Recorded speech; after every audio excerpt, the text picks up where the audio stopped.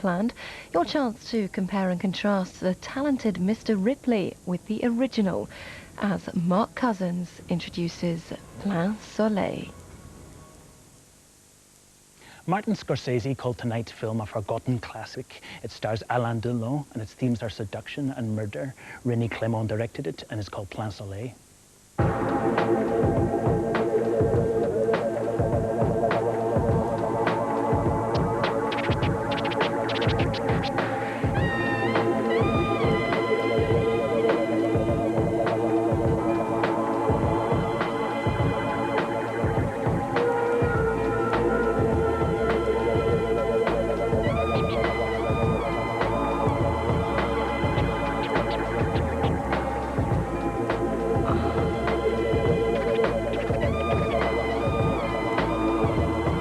In Plein Soleil, Alain Delon plays a very ordinary American guy who goes to live in Rome and insinuates himself into the life of a very rich American playboy.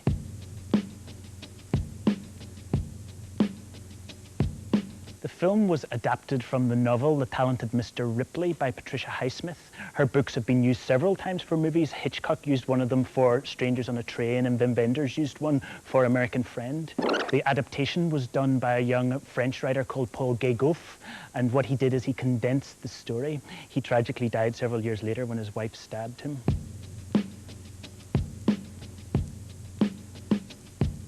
The director was René Clément, who was one of the great professional studio directors in France after the war. He made a very good film called Le Bataille du Rail. One of the things that the director wanted to do in order to increase his reputation is hire one of the great new cinematographers, and this he did. The cinematographer was called Henri Decaille. He'd previously shot Truffaut's 400 Blows, which was a really fresh film shot in the open air, not of the old heavy studio feel, and this makes for one of the most sumptuous films of the period.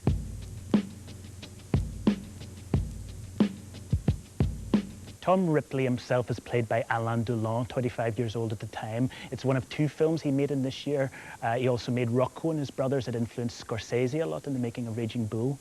Before being a movie star, Delon had been involved in crime and the underworld, and the French public knew that, and it gave his performance a kind of edge. He's playing a character who's very literate, but also quite monstrous, and those things play well within the performance.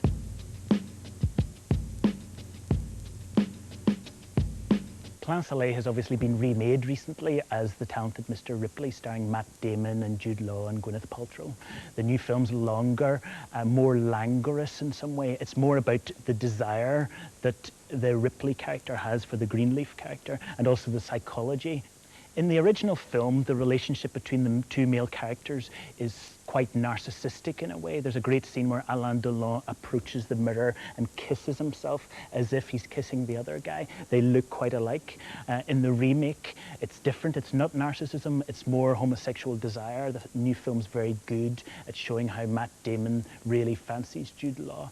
And that's in keeping with the theme of Highsmith's writing. She was lesbian herself, and there are a number of homosexual themes in her books.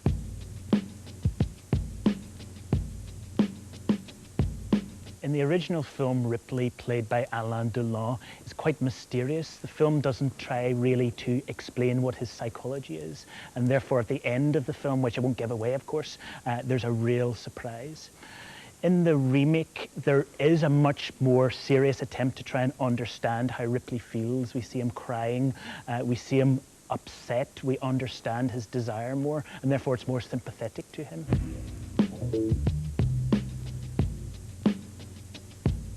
Martin Scorsese said that this film is a forgotten classic which richly deserves its rescue from oblivion. That is really true. It was made at a time when French cinema was changing. It sort of got forgotten in a way, but it's got a kind of visual sumptuousness and a kind of thriller element which is still really startling and daring for its time.